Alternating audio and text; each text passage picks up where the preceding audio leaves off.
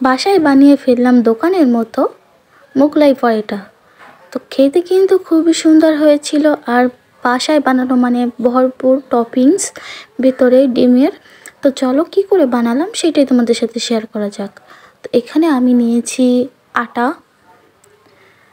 আটা নিয়েছি, এরপরেতে অল্প পরিমাণে লবণ দেব স্বাদ মতো, আর দিয়ে দিলাম সাদা তেল। দিয়ে সুন্দরভাবে আটাগুলো এইভাবে মুঠো কাটা হবে, সেই সময় আমরা পরিমাণ মতো জল দিয়ে অল্প অল্প জল দিয়ে ডোটি মাখিয়ে নেব। এখানে কিন্তু ডোটা কিন্তু খুবই নরম করতে হবে। এই যে আমার ডোটি হয়ে গেছে, তো আমি কিছুক্ষণ রেস্টে রেখে দিয়েছিলাম। এখানে আমি ডোটা নিয়ে নিয়েছি, আর ডিম নিয়েছি, গাজর আর যেসবগুলো লাগবে। তো প্রথমেই আমি ঝাল কুচি কুচি করে কেটে নেব। এখানে আমি 7-8টি ঝাল নিয়েছি, সব একবারে কেটে নিলাম কুচি কুচি করে। তো কাটা হয়ে গেছে, এরপর আমি একটি পাত্রে তুলে নেব।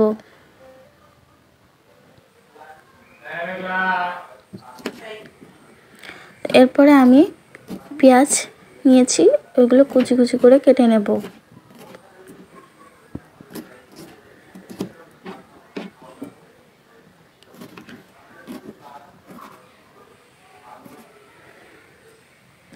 এখানে আমার সবগুলো পেঁয়াজ কাটা হয়ে গেছে, এগুলো আমি একটি পাত্রে তুলে নেব। এরপরে আমি একটি গাজর নিয়েছি, ছুরির সাহায্যে ওপরে একটু চেঁচে নেব, তাহলে ময়লাগুলো উঠে আসবে। তো এরপর আমি একটি গ্রেট নিয়েছি, তো গ্রেট করার জন্য গাজরটি আমি ছোট ছোট করে গ্রেট করে নেব। আমার এইটুকুই লাগবে। তো এরপর আমি একটা আলু নিয়েছি, আলুটি ছাল ছাড়িয়ে ওটাও গ্রেট করে নেব। এখানে আমার আলু আর গাজর গ্রেট করা হয়ে গেছে, তো এগুলো আমি তুলে নেব। এরপরে আমার আটার দোলাটা রুটি বেলতে হবে, তো আমি ওপর দিয়ে একটু আটা ছড়িয়ে দিলাম। আর এই যে আমি ডোটি নিয়ে সুন্দর করে পাতলা একটি ডো বানিয়ে নেব।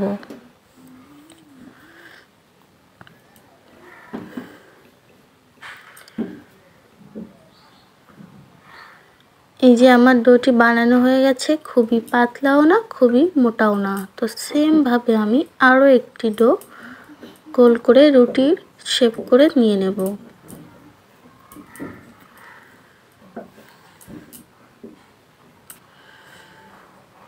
ওটা আমার বানানো হয়ে গেছে। তো এরপরে আমি কুচিয়ে রাখা পেঁয়াজ আর ঝাল আর গ্রেট করা আলু আর দিয়ে দিলাম গ্রেট করা গাজরের উপরে দিয়ে দিলাম লবণ, আর এই যে টেস্ট মশলা। এই মশলাটা তো দোকানে পাওয়া যায়, যে কোনো ভাজা দিলে খুবই সুন্দর একটি খেতে স্বাদ আসে। তো এরপর আমি এখানে 3টি ডিম ভেঙে দেব। তোমরা চাইলে আরও দিতে পারো, আরও কমও ডিম দিতে পারো। হাতের সাহায্যে আমি সুন্দরভাবে মাখিয়ে নেব। এখানে আমি আগেই পরিমাণ মতো লবণ আর পরিমাণ মতো হলুদ দিয়ে দিয়েছিলাম। এরপরে ওপর দিয়ে একটু ধনিয়ার গুঁড়ো দিয়ে দিলাম। এরপরে কড়াইতে তেল দিয়ে দিয়েছি। এরপরে আগেই রুটি বেলে রেখেছিলাম, সেইটা ওপর দিয়ে এই যে ডিমের মিশ্রণটা আমি একটি বাটিতে আলাদা করে নিয়েছি, তাহলে আমার দিতে সুবিধা হবে। ওপরে দিয়ে খুন্তি আর হাতার সাহায্যে আমি কোট করে নেব। চুলোর আঁচটা কিন্তু খুবই কম দিতে হবে। আমি চারিপাশেই ভাঁজ করে নিয়ে নিয়েছি।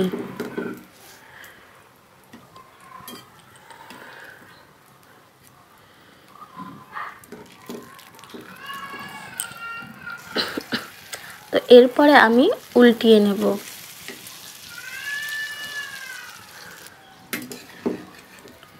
আমার পিঠটাও খুব সুন্দরভাবে লাল লাল করে ভাজা হয়ে গেছে। 2 পিঠ আমি লাল লাল করে ভেজে নিয়েছি। তো এরপরে আমি তুলে নিলাম।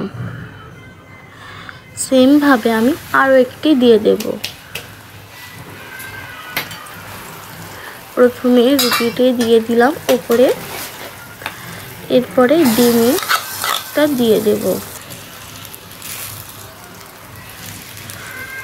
খুন্তি আর হাতের সাহায্যে মুড়িয়ে দেব চারিপাশটা।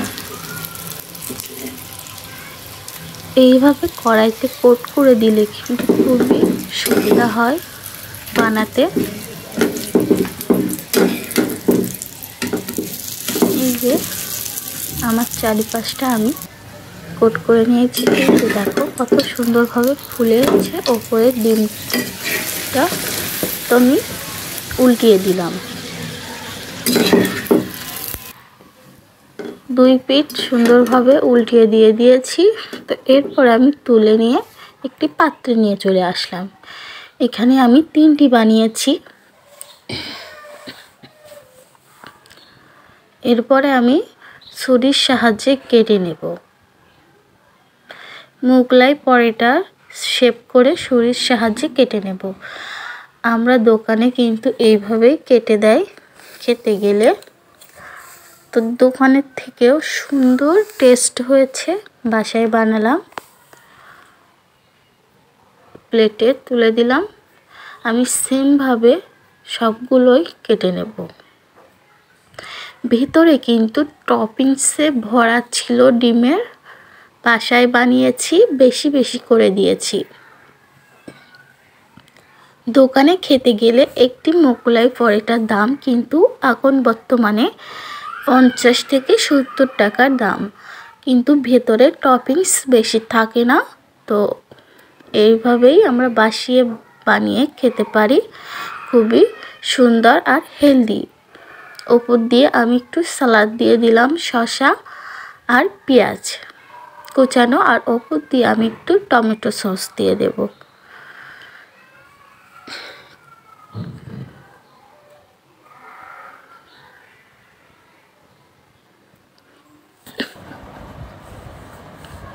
এই যে আমার খুবই সুন্দর হয়েছে, তোমরা দেখলেই বুঝতে পারবে।